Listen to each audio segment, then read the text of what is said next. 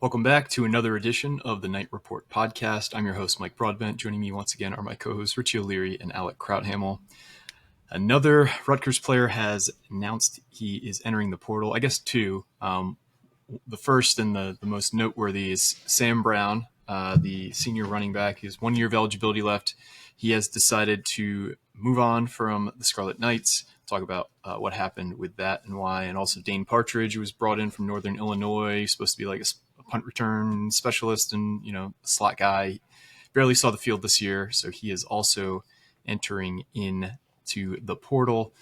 Before we get into either of those news items, I do want to shout out our sponsor, FanDuel. If you're listening to this before the Thursday night game, I've said it a few times, but I really like the Jahmyr Gibbs anytime touchdown tonight. You also can use your 30% profit boost token towards that bet to make it a little closer to an even bet. But let's talk about Sam Brown's departure first off. Richie, I think some people are starting to kind of worry, now we've lost CJ Campbell and Sam Brown in back-to-back days. What does this mean about our running back depth? What does this departure mean for how you view this football team? Real quick, FanDuel's got 7 players that are plus 150 or less. That's pretty crazy for tonight's game. That is wild. Expect a lot of scoring, I guess. Anyway, in terms of the running back room, I shouldn't say it's just some people. It's probably about the entire message board at the moment. Everyone is panicking. Everyone's like, oh my God, what happens if we don't keep Raymond? What's going to go on? What's going to happen with the running back room? Oh my God, it's 2 guys. That's Campbell, who was productive, minus prior to the injury. It's Sam Brown, who was this 4-star guy that was supposed to be the superstar. Stop panicking, number one. Like, Antoine Raymond is like one of the most least likely guys to enter the transfer portal. Of course, you can't say he's not going to enter because there's just so many circumstances out there. But he is very, very unlikely to enter the transfer portal. He has it great where he's at. It's a running back heavy offense. It's an offense that he already knows. His family loves the environment and the culture at Rutgers, loves the coaching staff. And honestly, he's going to be there for 1 more year, and then he's gone to the league regardless. From a school that has a pretty good track record recently of sending guys to the league, whether it's even in their down years, they're sending guys to the league, like Gus Edwards. Like, they were awful, absolutely awful. Still made the league and still was pretty productive. Pacheco, obviously, Kyle Monangai, Antoine Raymond's next up on that list. So stop panicking there. It sounds like everything's going to be okay. In terms of the Sam Brown leaving, there's not much to it. Injury-prone guy, wasn't able to really bounce back, destroyed his knee last year, man. I feel bad for him. But it's just he was never able to bounce back and be that running back that we kind of saw his freshman season, that 4-star caliber back. But he wants to get snaps. He wants to go somewhere where he's going to play, so it makes a lot of sense to use that last year, probably drop down a level and go to the G5 ranks. And maybe Temple. He's a Philly guy himself, so it'd make a lot of sense there. Maybe somewhere else. We'll wait and see what kind of interest he has. But if I had to guess right now, he's probably going to end up at the G5 route, and I hope he does well. How about you, Alec? How do you see this departure affecting the Scarlet Knights next year? Yeah, I mean, the depth certainly takes a hit, but kind of like what we've been talking about, I think that position and that and wide receiver are probably the 2 best positions in terms of depth and overall talent on the team, I think I would say. This seems like a guy who wants to, put something together, put a full season together as a lead back for his last year of eligibility. I mean, he was never able to play more than 200 snaps in a season. He finally got his opportunity in that Indiana game, ran for over 100 yards and a touchdown. If you remember, that was the first game that Nunzio Campanelli had in his second stint as offensive coordinator, when the main complaint about Sean Gleason, the previous coordinator, was his personnel management, things like that. And then, of course, they let Sam Brown go. They let him cook, and he, obviously pays off all those calls for him to start. And then just as quickly as his breakout came, it was over with the first lower body injury. It really felt like it took a while for him to fully recover from that one. It even kind of bled into the 2023 season, where he was still refining his footing. He had some games where he kind of, got back to that kind of form, not fully, but, showed flashes of it. I think he had a pretty solid role in the bowl game, if my memory serves. like that period was used for him to really kind of get healthy. And then 24 season, he actually started off pretty solid. He had that big time run against Washington. That ended up, I think he ended up scoring a big time touchdown in that one. That ended up being the difference in a 3-point win. And then he scored 2 touchdowns against Virginia Tech earlier that season as well. But then obviously the injury bug struck again. So yeah, really unfortunate because it really makes you think what could have been had he stayed healthy the whole way. Even just taking out one of the major injuries makes you think about what could have been. It could have changed the direction of everything because if Sam Brown doesn't get hurt in 2022, maybe Kyle Monangai, maybe he still has that breakout because of the talent that ultimately broke through, but maybe he doesn't have that opportunity to break through. So really unfortunate to see the way his career went. Just wasn't able to consistently get healthy, and especially this year. You could kind of tell he just didn't have the same, burst and things like that he showed flashes of earlier on in his career. And when Schiano said after the Ohio State game they wanted him to add some size because of the size of Ohio State's defensive front. But yeah, a shame that he wasn't able to fully reach his potential, especially because there are flashes of it so many times here. Yeah, and it's kind of wild if we kind of take our time machine back to 2022. He was this 4-star recruit who kind of Rutgers landed out of nowhere in the sense that we were involved with it, but he just randomly committed. We're all super excited about him. He is just an physically imposing, super strong, powerful running back who honestly, Rutgers hadn't had a guy like him before in a long time at the very least. He doesn't really play a whole lot his freshman year. And then he has that Ohio State game where our offense, in 2022 was so tough to watch. And he was that lone bright spot. And then of course he gets hurt. And the entire offseason leading into 2023, I think everybody kind of was under the assumption he would be the focal point of the offense. And sure enough, Kyle Monangai has his breakout. And he is the bell cow for 2 years. Because going into 2023, nobody thought Kyle Monangai was going to be what he ended up being. And then Sam Brown stuck with this program. Kyle Monangai leaves, killing it in the NFL. And this was seen as a year to maybe kind of get back. Obviously, he was splitting time until he got hurt last in 2024. And then, of course, Antoine Raymond has his breakout. So he's kind of been lurking in the background and kind of been the giant, what if, the entire time he's been here.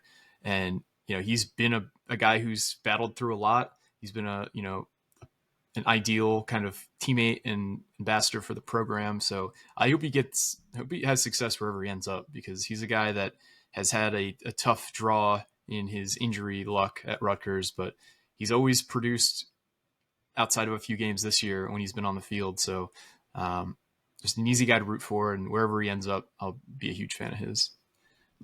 It's interesting when you look back at that 2022 running back room where you go up to Boston College to start the year, and Al-Shadi Salam is the lead back, kind of breaks out as the lead back. You got Monangai, you got Aaron Young, and then you got Sam Brown in that backfield. So it's pretty interesting to think about, way back when. And kind of like I said earlier, if Brown stays healthy, maybe Monangai doesn't break out because, in the back half of that 2022 season was when Monangai showed those flashes. He had that, I think it was 162 yards against Michigan State. So, kind of a real sliding doors moment for this program. Yeah, for sure. Anything else on Sam that you guys wanted to touch on? This pretty much almost guarantees Jayshon Benjamin is probably going to be running back 2 next year. We saw flashes of him this year. He looks pretty solid. So he needs to fix his pass blocking a little bit. Of course, there was a couple whiffs this year. But I think as long as he fixes that, his running style and his run game has been pretty solid. So we'll just wait and see how he ends up doing. I'm also interested to see what Rutgers has in someone like Terrell Mitchell, who we talked about earlier when CJ Campbell announced he was entering the portal, because he was one of those guys that got a lot of those second team reps, in games where, the backups came in. So could he serve as that kind of Sam Brown type role? I know they're very different backs, very different sizes, obviously, but, are they going to kind of try to sprinkle, besides Raymond and Benjamin, should they both come back? Are they going to try to sprinkle in both of those guys, or some of the, someone like Mitchell or even Ed Greer? Are they going to try to sprinkle them in a little bit more so it's not, just those two? I don't know. I'm intrigued to see if they use Michael Dukes at all as a freshman, because he is kind of built like Sam Brown specifically. So that's that change of pace, big, bulky downhill runner. So Wouldn't be surprised. I don't think he's going to burn a red shirt, but I wouldn't be surprised if he actually plays some snaps as a freshman. I'm also going partially blind right now, and this is killing me. Like this sun just out of nowhere. Like, what are you podcasting in AT&T Stadium right now? Whoa, hey, God. That's Dallas Stadium for the soccer fans. It's called Dallas Stadium now because they can't do something with the sponsorship. But I'm about to just like rock these for the rest of the pod. Yeah, it looks like you're in Jerry World at a 4 o'clock kickoff. Now Richie looks like he's going to ask Grok for an explanation about something. Hey, Grok, can you tell me what's Sam Brown's best year, how much eligibility is left, and why he's going to UMass? Please think for me. Yeah. UMass would make a lot of sense. I'm just kidding. Someone said it in the Discord, so I had to bring it up. But no one wants to UMass, no offense. I feel bad. It's a rough season. But it is the MAC. Like, I think he would do really well there. Like, a lot of carries. Can help with the coach you already know, kind of, maybe, pseudo. I got a prediction. All right, shoot. Temple. Philly kid. Rutgers guys have had a lot of success there, and Cameron Stewart and Evan Simon. Casey Keeler's, an up-and-coming coach. I don't know what the running back situation is. Richie, you would know better than I would, given that you had a dynasty with them in CFP 26. It's one of those moments, Mike, that we just said off the pod yesterday. I said Temple about 10 minutes ago. Did you? All right, sorry, man. It's all good. And for those at home, POV, you are Richie. I can't see. Oh my gosh. Right yeah, that's how I feel right now. I'm like, oh my god, like. For our audio listeners, I want to say Jason Witten catching a ball, but he like legitimately looks like an angel because he's blind. I don't think so. I would not blame him at all if he didn't. He is absolutely blinded by the sun. You're dating this too, because it looks like JPP might have 2 hands in that. I mean, Doug Baldwin on the ticker. That's why I think it's Jason Witten. Yeah. And I think that's Dominique Rodgers-Cromartie on the outside. It is DRC. Wow. Anyways, we're getting way off topic. Yeah. So Dane Partridge also left the program, entering the portal. He was a late addition last year. It was funny because like the way he was hyped up. They were talking about him as like a standout punt returner, and it's like, why are we adding a punt returner? We don't return punts. And then I don't think he returned any punts this year. Damn. And he was, I don't think I think he might have played a handful of special team snaps, but 2 games. Yeah, I think he got a couple. I think he played the Norfolk State game. I want to say he was the slot. He came in rotated in the slot, either that or Oregon. So yeah. But here's the thing though. I don't mind them taking swings like that. Especially for like late additions, like you're not going to be able to have that same flexibility in the coming years because of the roster limits that we're going to have. But glad you mentioned that, because technically he was designated a student athlete by Northern Illinois, so there was a no risk situation by Rutgers where it's like he doesn't even count towards your 105. Screw it, let's take a shot. Let's see what he can do. He did end up getting hurt this year, so he did qualify for a medical red shirt. So he has 2 more years remaining still. So we'll see if he could do anything at wherever his next stop is, maybe back at the MAC level, maybe lower. I don't really know. We'll kind of just wait and see. Yep. I think that's kind of all we got. We've been coming into your feeds a lot the last couple of days, so there's not like a lot of news items to hit. Interesting one. Sorry, Mike, I didn't mean to cut you off, but interesting one.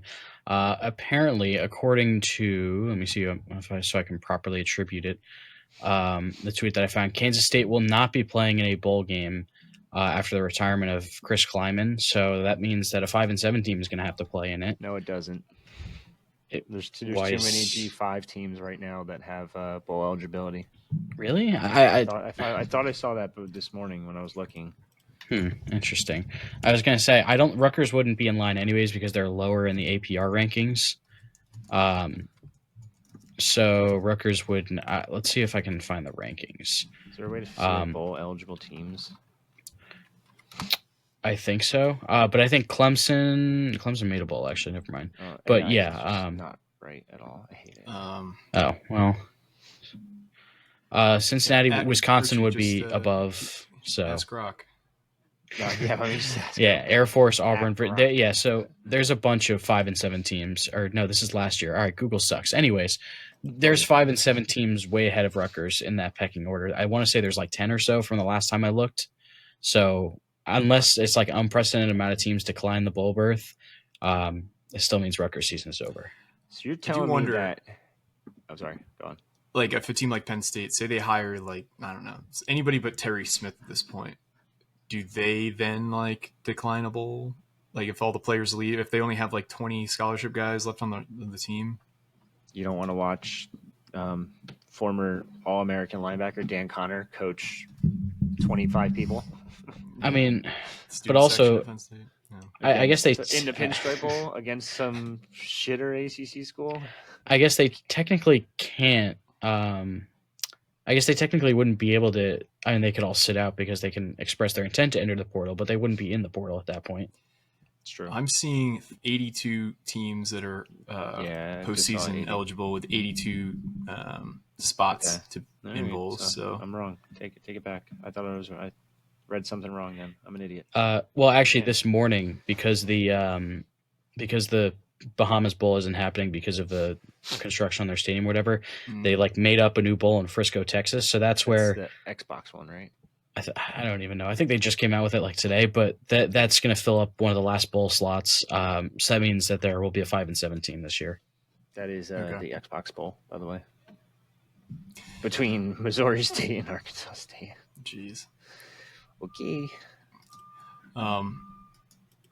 But I did want to remind everyone, if you wanted to get in on our giveaway, Richie's going to post a graphic about this later, either today or tomorrow, giving you the steps on how to enter the giveaway. Basically, because all these apps are dropping their whether it be your Spotify Wrapped or YouTube release something that's similar. Basically, if our podcast or our channel is on your Wrapped, if you screenshot it and send it at us on Twitter, or if you give us a 5-star review and screenshot it on either Apple Podcasts or Spotify, and you send it to us, you can get up to 3 entries into our giveaway for each one of those screenshots, just as a way to give back to you guys. It'll be something along the lines of like a Rutgers jersey or a gift card or something something that we've done in the past. We'll do that before the end of the year. I got a couple ideas right now. I was going to do a $25 gift card to LeGrand Coffee because we're going to keep this Rutgers centric. Okay. A Geo Baker signed trading card. Definitely a jersey of some sorts, whether it be NFL or college. I think we'll probably just let someone choose. Okay. It's like the same price basically because college jerseys are through the roof for some reason. And we'll give away a year to the night report as well. We'll make it those 4 items. So 4 different giveaway items in the contest. And if you've been a part of a giveaway before, we'll just put all the names on one of those online wheel spinners and do a live broadcast of the winners on one of our podcasts.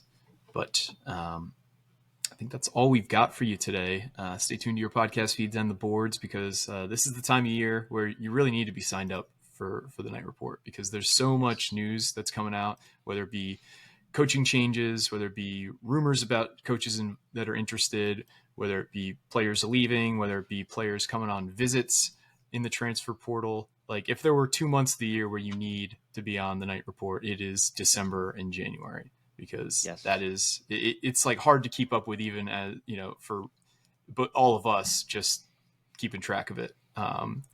We basically, help run the site, or Richie runs the site, but Alec and I help. So this is the time of year to do it. $1. So just and it's $1 right now.